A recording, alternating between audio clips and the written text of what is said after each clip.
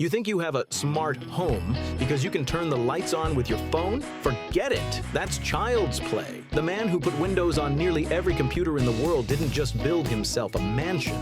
He built Xanadu 2.0, $130 million. 7 years of construction hell.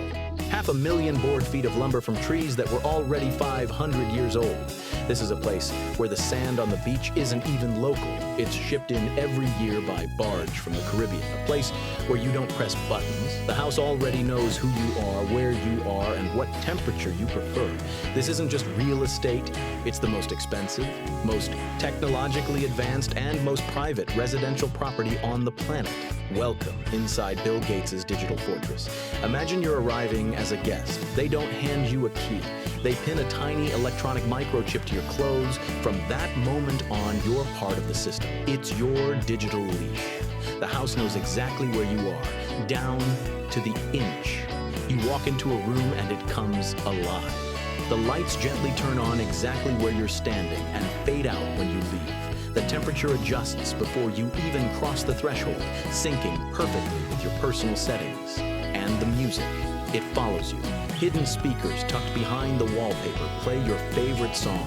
You walk into another room and the sound flows seamlessly with you. Other guests hear their own playlists. The house manages the audio stream so they never overlap.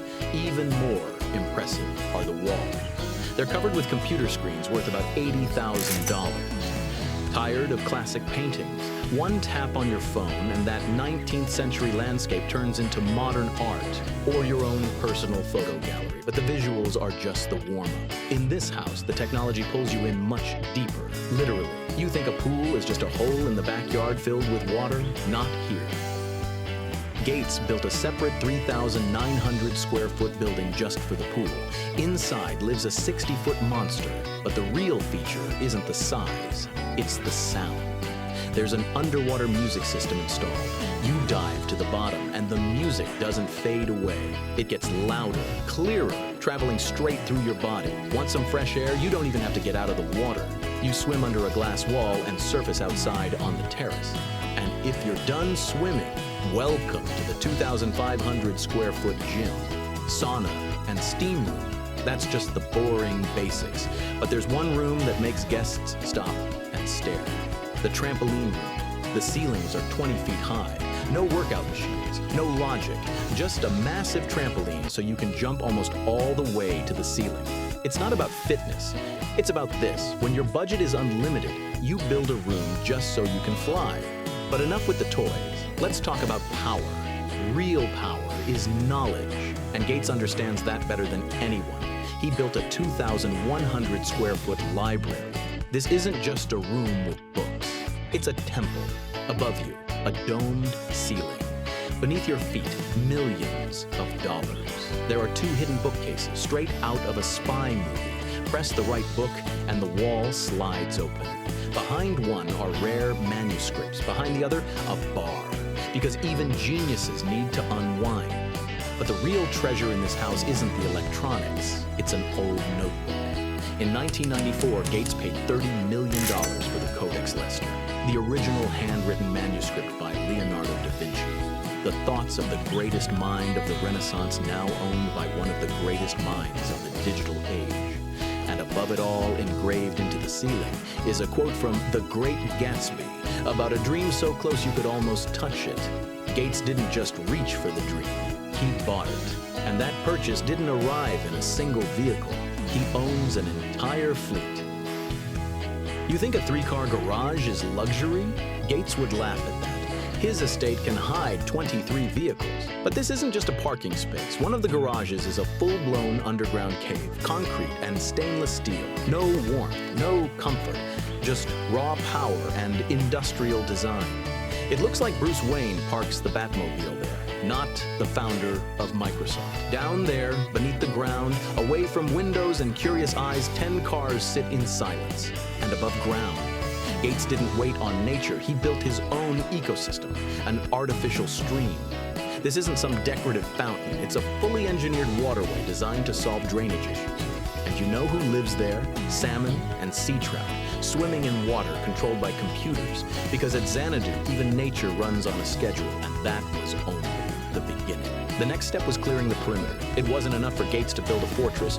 He made sure no one could even get close to it. You think privacy means a tall fence? Gates took a different approach. He created an exclusion zone around himself.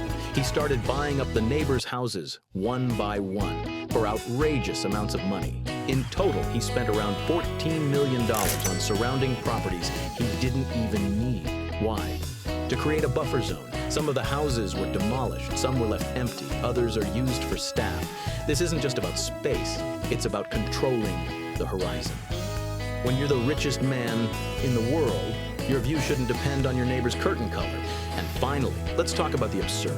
The house has only 7 bedrooms. Not that many for a place that massive, right? But hold on, it has 24 bathrooms. 24. That's roughly 3 bathrooms per bedroom. Why? The answer is simple: parties. When Gates hosts an event for 200 people, no one, and I mean no one, is standing in line. In the billionaire world, time is the most expensive resource, even when it's bathroom time. But my favorite detail? The tree. Gates has a favorite 40-year-old maple tree near the driveway. It's connected to life support. Seriously, a computer monitors the soil moisture around its roots 24/7. If the tree gets thirsty, the system automatically waters it. That tree gets better medical care than most people on the planet. That's what real tech love looks like. And finally, the price. Back in 1988, it was just land worth $2 million. Today, the estate is valued at over $130 million. Growth that would make even Wall Street jealous, and the property taxes just to exist there. Gates pays the county more than $1 million a year. $1 million every single year, just for the right to call it home. But is it really a home? Or is it a giant server you happen to sleep inside? Gates proved you can live inside a computer. The only question is, do you want your walls to know absolutely everything about you? That was Xanadu 2.0. Subscribe. Next one gets even more expensive.